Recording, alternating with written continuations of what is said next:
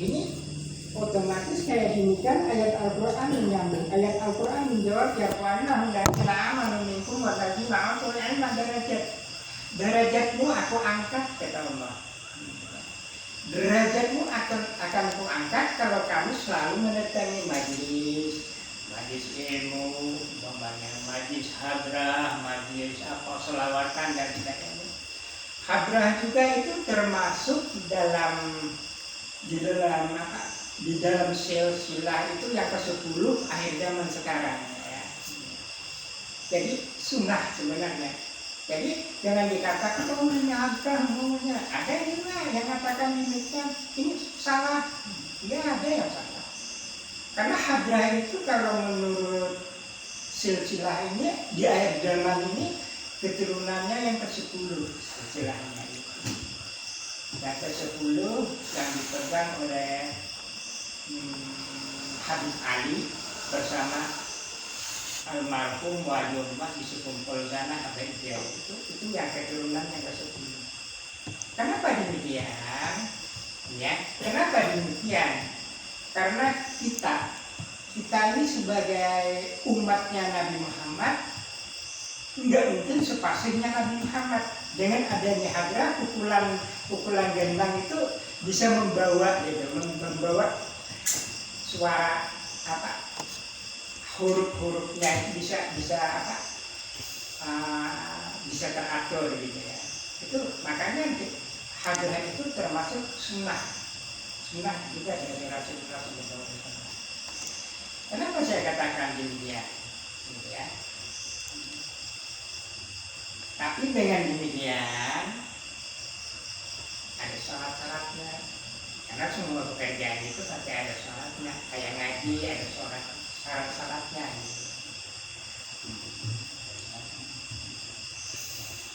Nanti dulu kita ngaji syarat dulu ya. Nah kemudian kembali kepada majlis. Kata dari majlis itu adalah asal terjemaah majlis itu artinya duduk. Bisa kita terjemahkan dengan majlis itu istilahnya tempat. Karena kalau di dalam ilmu syarat mengatakan fi'il madinya itu apa? Iza qila lahum tafassahu fil majalis itu jamak. Kalau mufradnya jalasa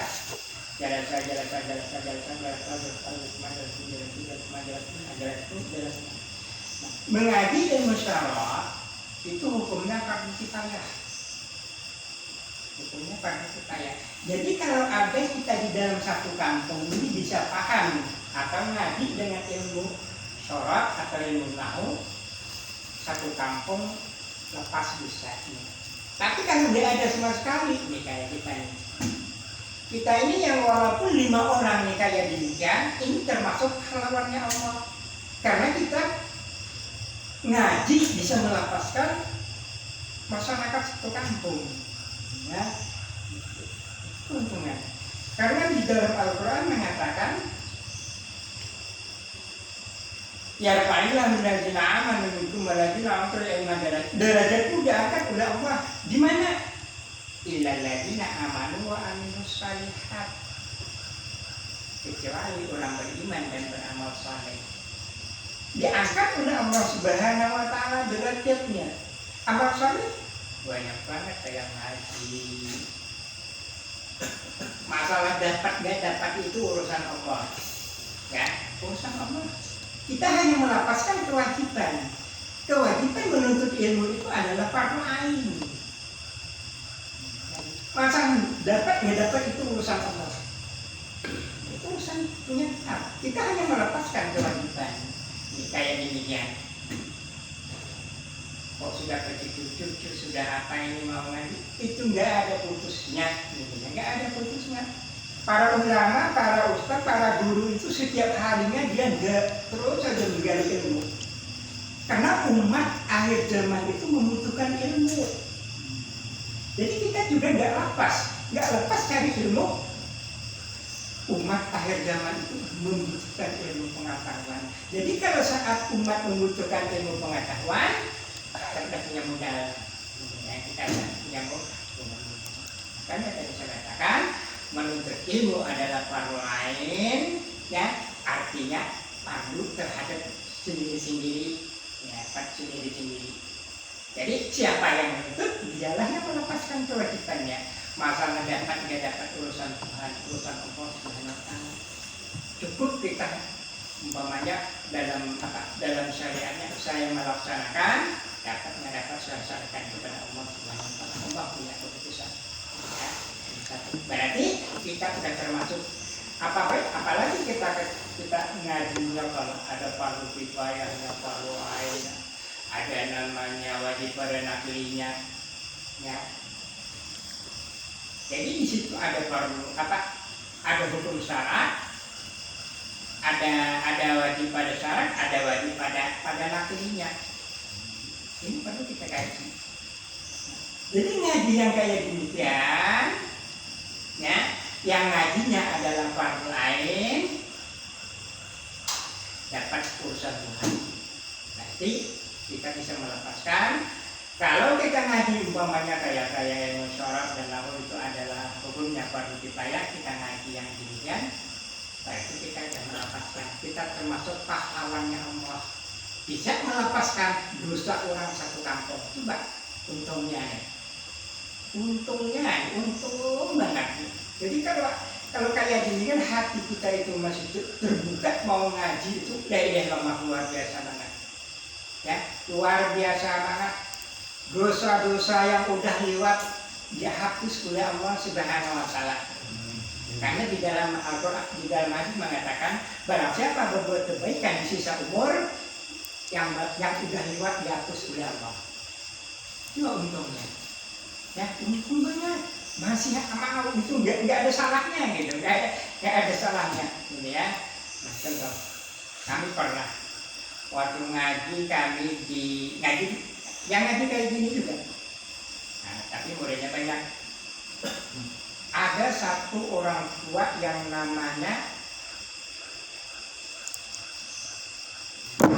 Sulaiman. Jadi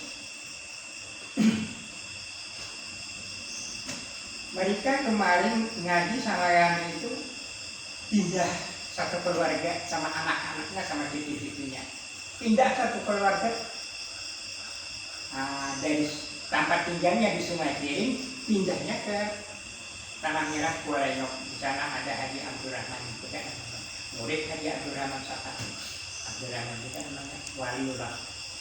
Nah kemudian pada waktu itu beliau ngaji, udah tua, udah punya cucu. Alhamdulillah, pas Haji Abdurrahman gurunya yang mimpin di sana itu dituruni oleh Lailatul Qadar, beliau dapat sholotnya, beliau dapat imbasnya, dapat hidayahnya, bisa dapat hidayahnya. Nah, kemudian beberapa minggu setelah diturun Lailatul Qadar, mata beliau buta, otomatis nggak lihat matanya, langsung nggak lihat sama sekali. Nah, kok matanya nggak lihat, hatinya langsung dibukakan oleh Allah Subhanahu wa Ta'ala. Nah, jadi beliau itulah yang membantu guru Haji Abdurrahman itu ngajar. Jadi kami belajar di sana, kita gundul, kita kuning, tinggal kita halaman ini, bab ini, nomor ini, udah tinggal bacakan. Jadi Allah menghendaki, gitu ya. Nah, jadi menuntut ilmu itu nggak ada salahnya. Nggak ada salahnya. Untung banget kalau kita masih hati terbuka mau cari ilmu itu luar biasa. Makanya saya katakan dapat urusan Allah Subhanahu wa Ta'ala. Nah kembali lagi kepada yarfa'illahu derajat amal minkum tadi. Derajat diangkat oleh Allah Subhanahu wa Ta'ala dengan ilmunya. Dengan ilmu yang kita dapati, dengan ilmu yang kita niati buat mencari ilmu Allah, buat memperbaiki agama, Allah pasti ngangkat derajat. Pasti diangkat oleh Allah Subhanahu wa Ta'ala. Nah kemudian illalladzina amanu wa amilus sholihat, amalan mana? Amanu wa amilus sholihat, Yang lain pasti perbuatan orang yang beriman itu, kecuali orang beriman dan beramal soleh lah derajatnya diangkat oleh Allah Subhanahu wa taala. Coba kita ganti dengan ayat Al-Qur'an surah Al-Baqarah ayat 3. Alladzina yu'minuna bil ghaibi wa yuqimuna shalah. Ilmu apa nih yang hendak kita tuntut umpamanya? Alladzina amanu wa alladzina yu'minuna bil ghaibi wa yuqimuna shalah.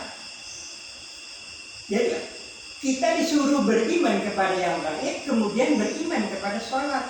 Tidak ada nyuruh kita ngerjakan sholat itu enggak ada. Tapi jangan salah paham.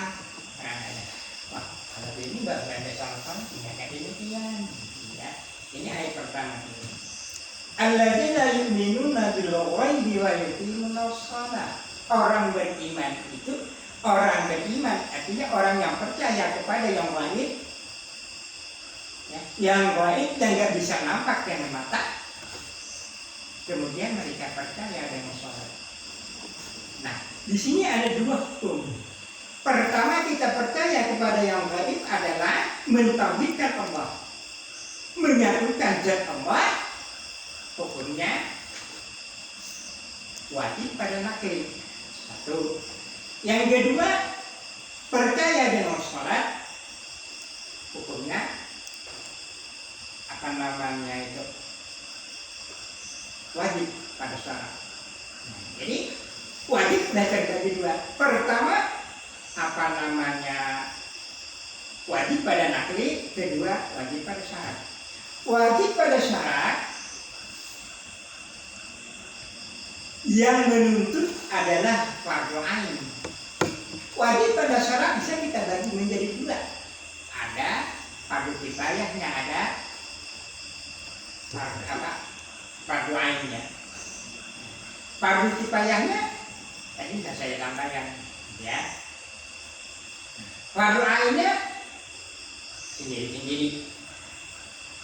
Yang wajib pada nakli percaya kepada yang wajib, zat Allah, zat wajibal wujud yang nggak bisa kita lihat, wajib kita percaya. Nah, di sini juga wajib kita tuntut. Karena sini banyak banget yang salah karena di dalam agama itu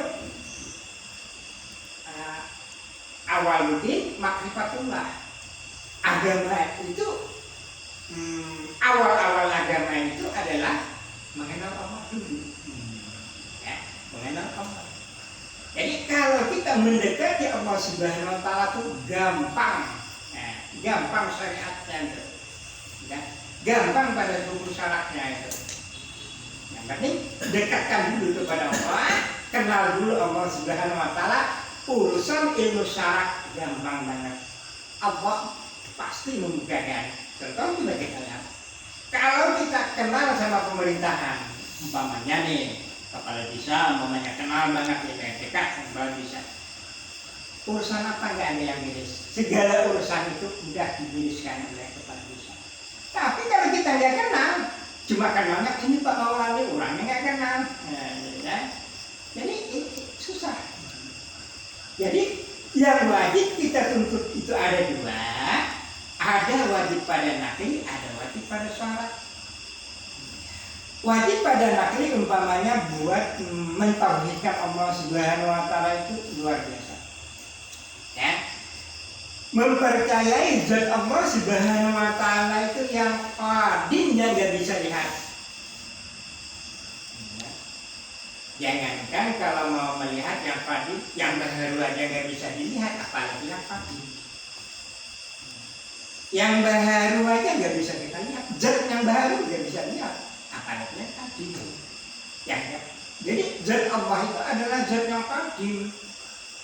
Yang ciptaannya itu adalah zat yang baharu, yang bisa berubah-ubah. Ya, yang qadim artinya zat yang tidak bisa berubah, yang baharu itu adalah zat ciptaan Allah. Contoh kita lihat, contoh ini.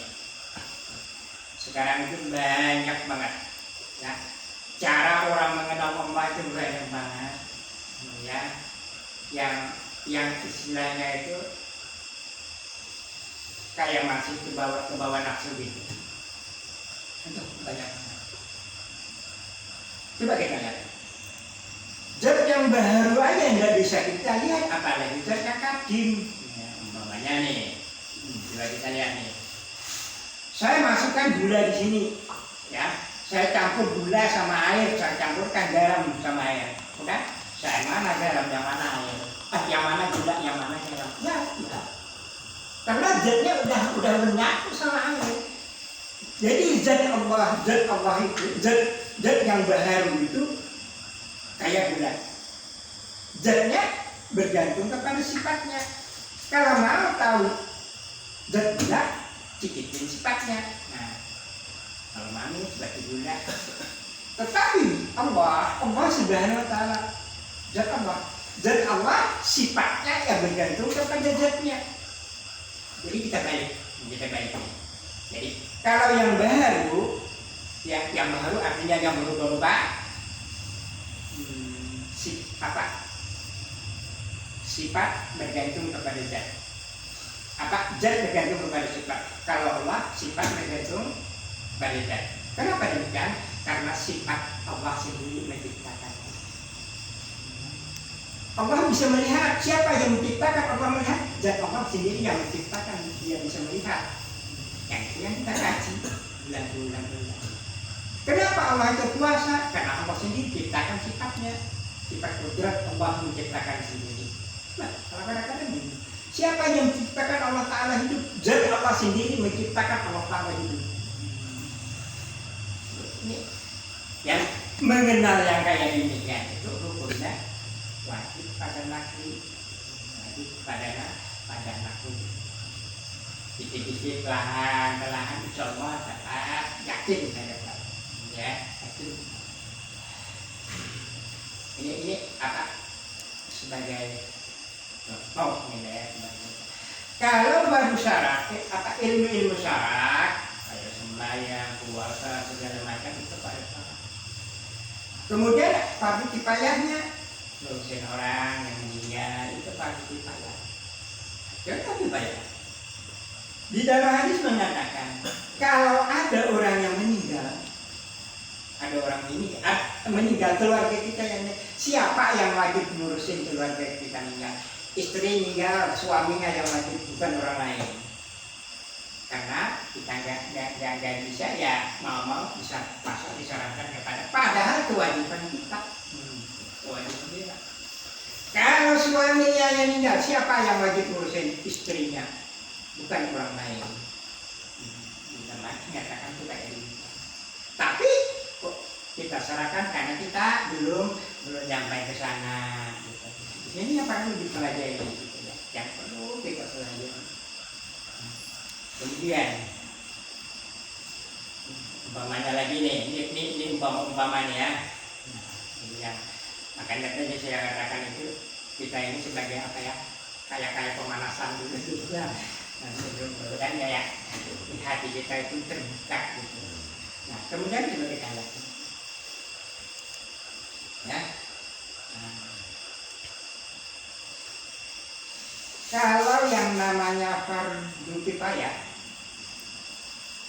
banyak banget yang sunah-sunah. Yang banyak yang sunah-sunah yang harus kita pelajari gitu, yang kita pelajari buat menambah. Ya, wah ini cuma sunnahnya bisa tinggalkan.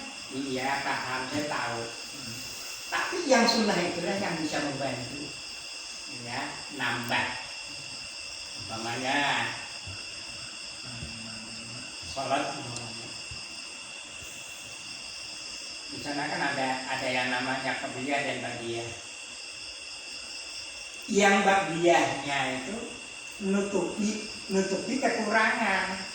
Umpamanya kita sholat umpamanya, Jumat umpamanya. Kemudian di dalam sholat itu kita tambah. Bukan mana tahu kita kurang, memang kita itu kurang, gitu ya. Mana tahu kurang, enggak, memang kurang, gitu, ya. Kadang-kadang kita mana tahu kurang, kita tambah dan enggak, memang kita itu kurang, gitu, kurang. Jadi yang lagi mana tahu kurang, kita tambah dengan salat lebih, enggak kayak gitu kan. Udah jelas kita itu lemah kurang, kan? Artinya kan. Salat lebihnya, ini umpama nih, ya. tadi saya katakan itu kita hanya pemanasan. Mudah-mudahan kita gali satu. Ini yang kita harapkan, ya, yang kita harapkan supaya ini. Kemudian, ya, kalau yang namanya pada syarat baik fardu kifayahnya dan fardu ainnya, istinja itu sangat wajib, ya, sangat wajib. Baik istinja bagi orang yang mati, istinja orang yang hidup. Nah, itu yang perlu banget. Karena di dalam hadis mengatakan Al-Islamu najibun fatana wa fa'ina la yaqulu jannah. Islam itu menghendaki kebersihan, tidak akan masuk surga kalau nggak bersih. Bersih sininya, bersih luarnya, ya. Jadi kalau kita menghadap Allah itu paling penting banget dijaga. Karena iman itu separuhnya amal ibadah. 50% amal ibadah itu berada di iman, ya, apa namanya itu disebut iman, separuh. Jadi beribu-ribu amal ibadah itu 50% satu berada di kebersihan. Coba, ini kebersihan itu sangat penting banget ya. Jaga banget kebersihan. Contohnya, saya memaafkannya ya. Saya di rumah buat salat, buat baju pakaian saya salat, mamanya belum pernah cucikan. Saya cuci sendiri. Saya takut sama masalah itu. Takutnya kalau umpamanya nih pas ibu kita, orang rumah kita meninggal, sama meninggal. Umpamanya mamanya dituntut, oh kamu nak cucikan suamimu buat salat, kenapa nggak bersih? Umpamanya. Apa jawab istri? Suamiku nggak pernah ngajarin aku. Nah, kenapa tidak? Suamiku yang nggak pernah ngajarin aku buat mencuci pakaian, buat sholat dan segala macam. Jadi karena tidak. Makanya lebih baik saya nggak pernah dicucikan pakaian, saya cuci sendiri buat sholat. Selama saya berkeluarga saya nggak pernah. Karena saya rutin banget dari mulai ngaji dulu sampai sekarang saya nggak pernah mencuci. Karena saya jaga banget untuk kebersihan, buat sholat saya itu saya jaga banget. Malah saya di rumah itu pakai sendal, gitu. Saya pengennya. Karena saya pakai sendal, ya. Saya jaga ya. Karena amal ibadah itu di situ penting. Jadi jaga bagus-bagus. Jadi mudah-mudahan ya kayak ini ya ada semangat ya, ada semangat ya, jangan tambah luntur tambah kita. Jadi masalah dapat nggak dapat urusan Allah, kewajiban kita hanya fardu ain, tuntutlah ilmu walaupun ujung dunia, walaupun sampai yang lahap kita nuntut. Oh, gimana nuntut orang mati ini? Ya. Ini peribahasanya. Jadi nggak ada habisnya.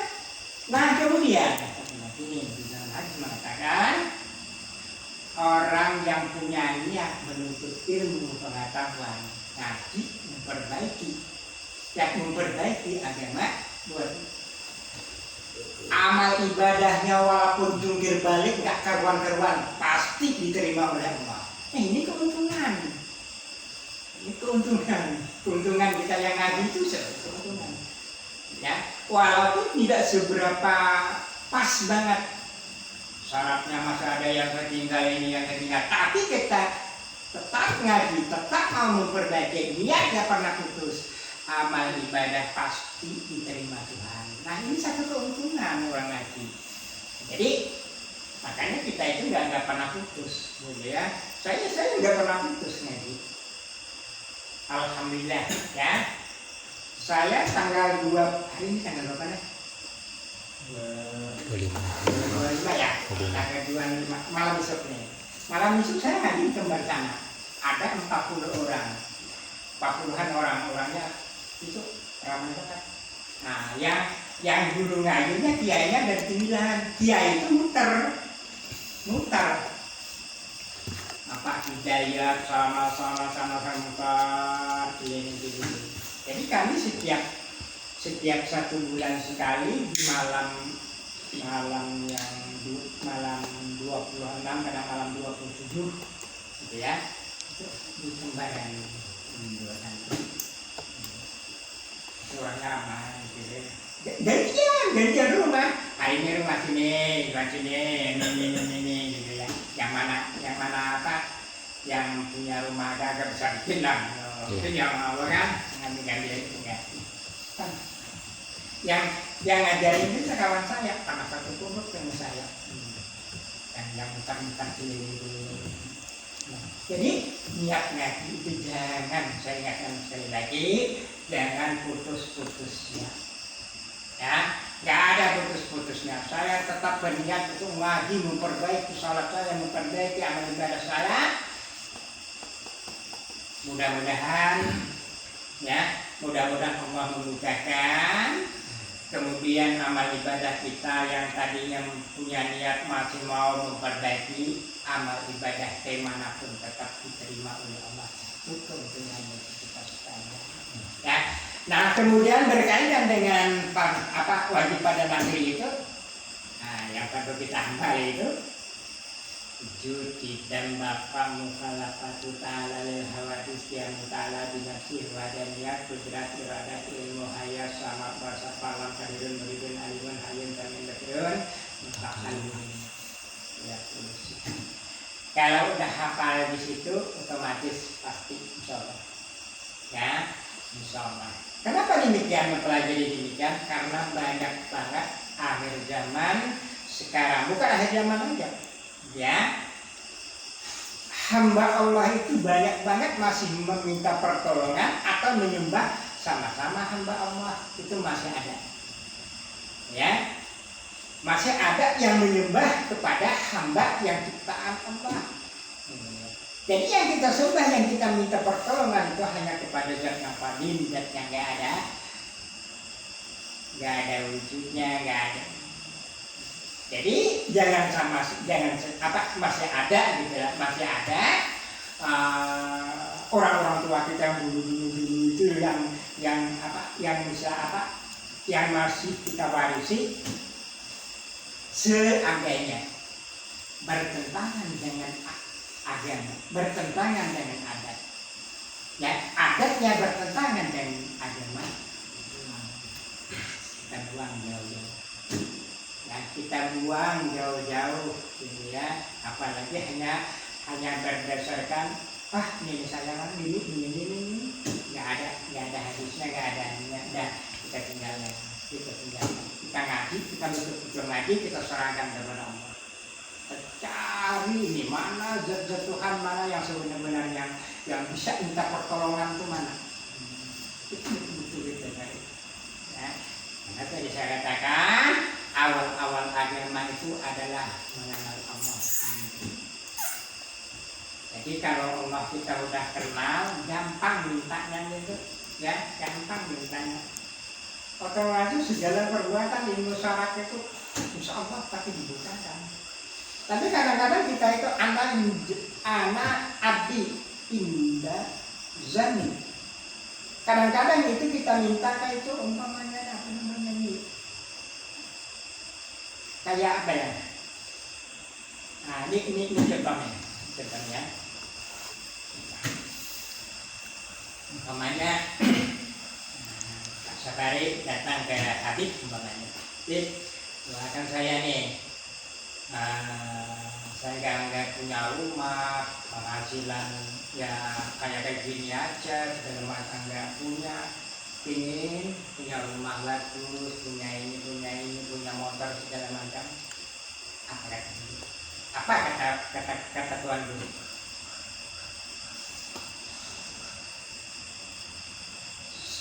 Ini saya kasih modal kamu 50.000, belikan pisang digoreng, kemudian kamu jualan. Kamu jualan pisang goreng, insyaallah kamu jadi orang kaya. Apa jawabnya?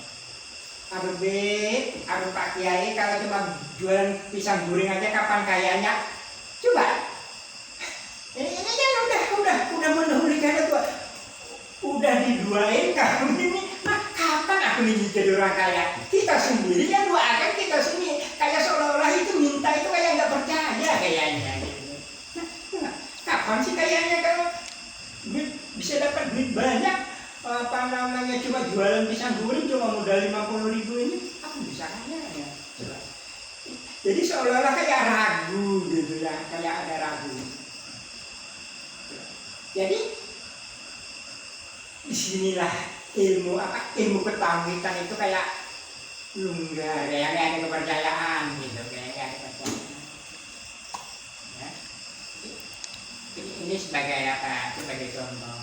Jadi makanya saya ngajak sekalian, ya.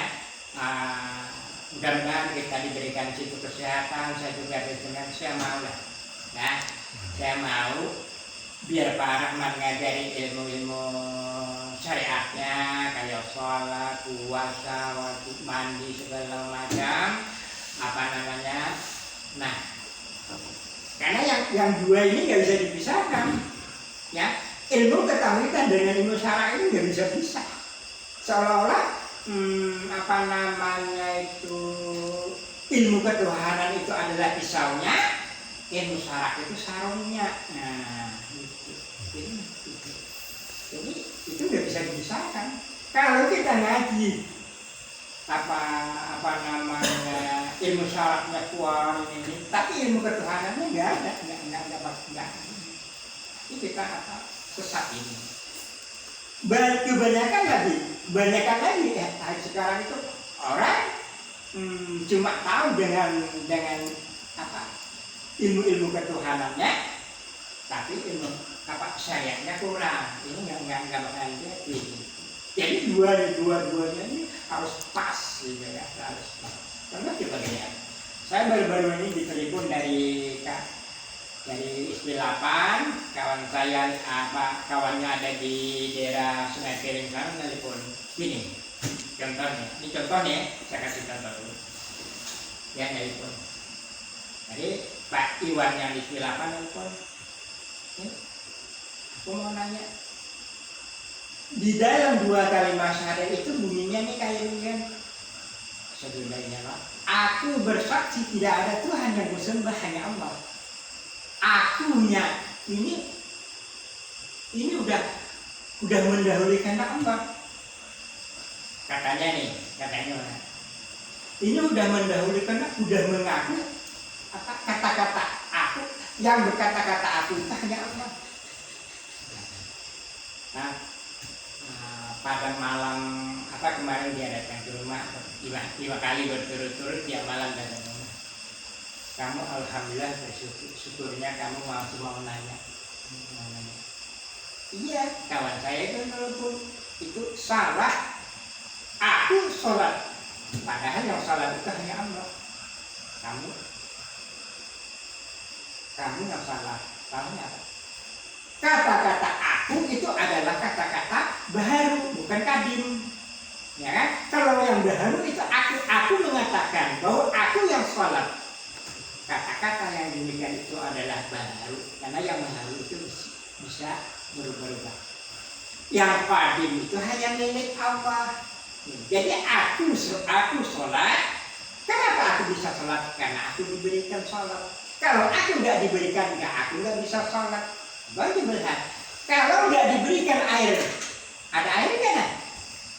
Diberikan air, kok ada air gitu. Jadi air ini diberikan Pak Rahmat kepada saya, saya sudah dapat air.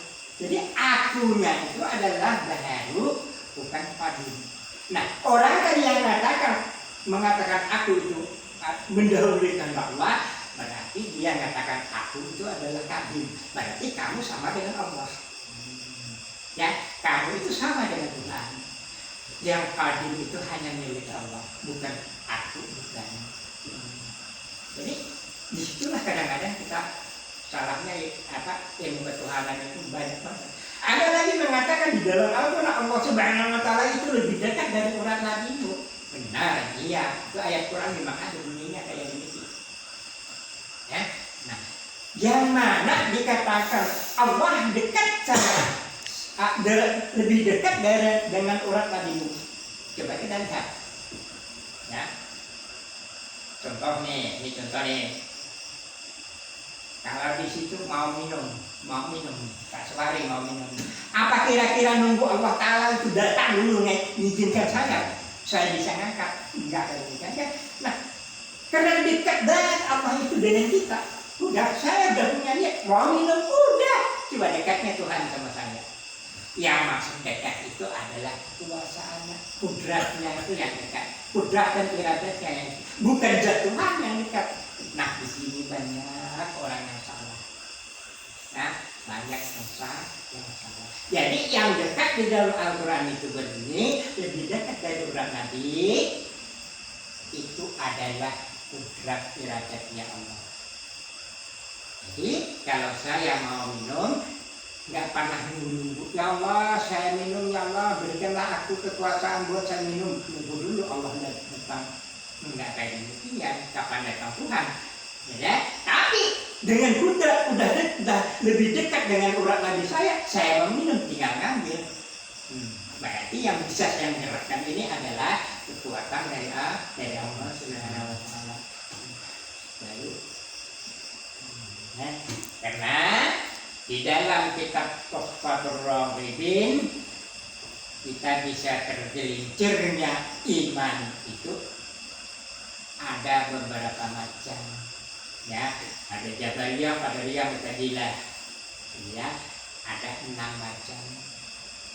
Bisa kita terlibat ke sana. Kenapa demikian? Karena syariatnya kurang, ketuhannya kuat. Ketuhannya kurang, syariatnya kuat. Kena juga Qadariyah kita. Ya, larinya ke aliran yang lain sana. Jadi orang ahli sunnah wal jamaah dua-duanya pas. Jadi ini contoh, contohnya nih saya berikan ya. Jadi mudah-mudahan bagi kita yang semangat, ya semangat mau cari, mau ngaji, saya mau banget ini, ya. Kalau keimanannya kuat, ketuhanannya kuat, insya Allah syariat mengikut. Coba, kalau ketuhanannya kita nggak tahu siapa yang hendak kita tuju, mau ngirim SMS kemana dulu, mau minta doa kemana, coba tinggal ini contohnya, ya. Banyak nih yang saya ketemu ini, ya. Saya nggak bukan orang Jawa bukan, tapi nyata nih, ya nyata banget. Ayo kita berdoa, mau masuk surga apa enggak? Coba. Yang dituju berdoa mau masuk surga, yang punya surga nggak kenal. Gimana nih kira-kira?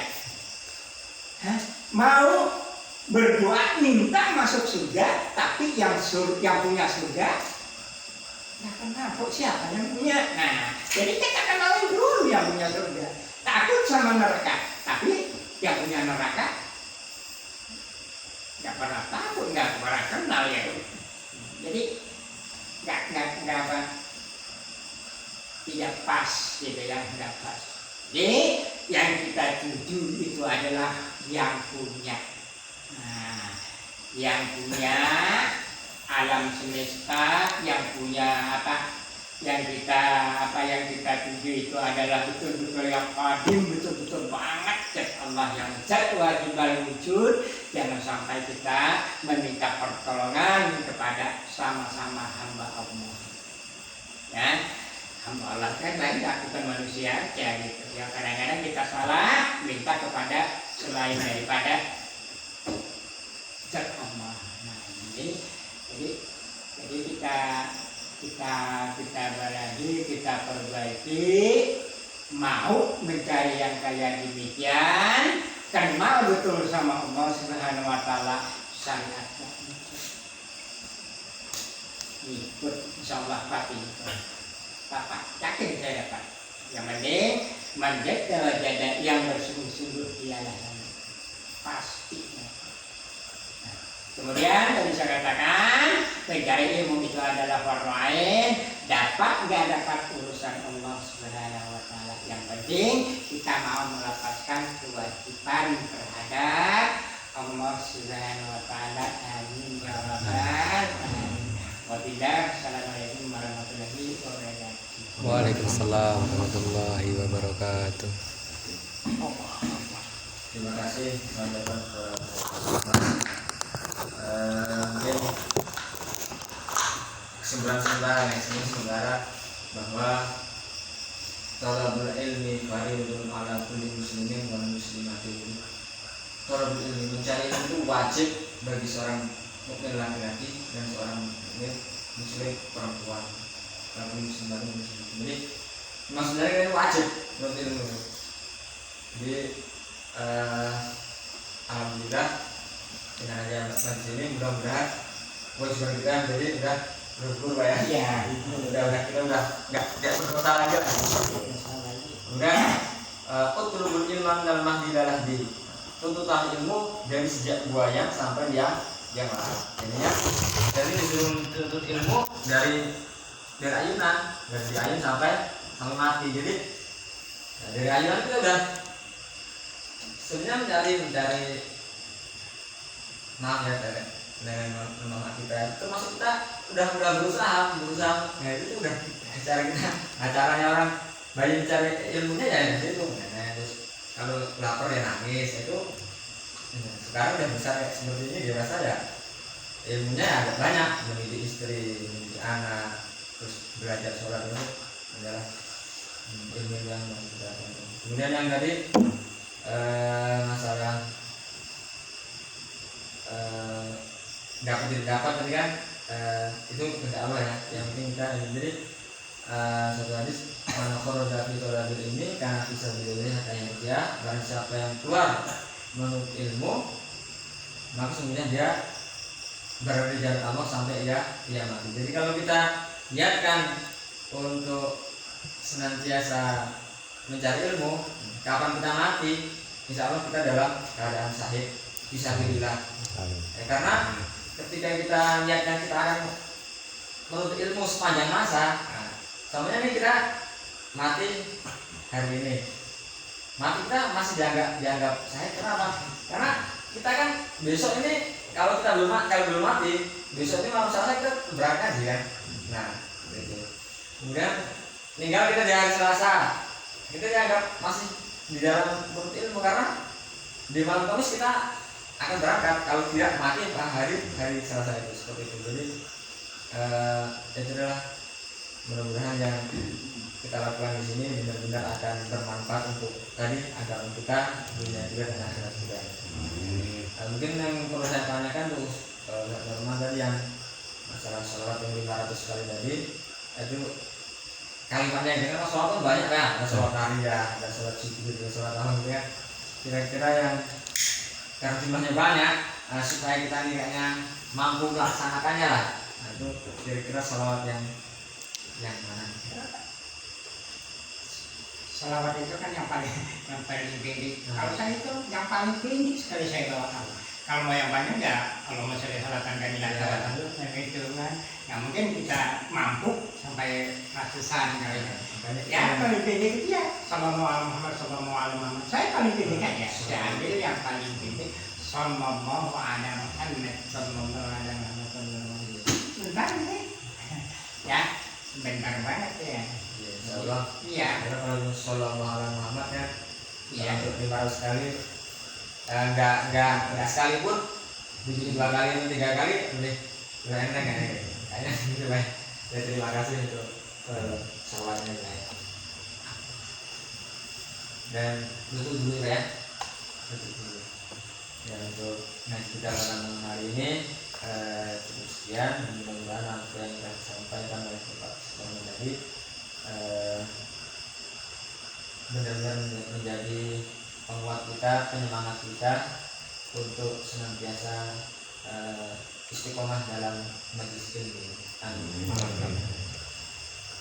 Kita tutup dengan bacaan hamdalah. Alhamdulillahirabbil alamin. Assalamualaikum warahmatullahi wabarakatuh. Waalaikumsalam warahmatullahi wabarakatuh.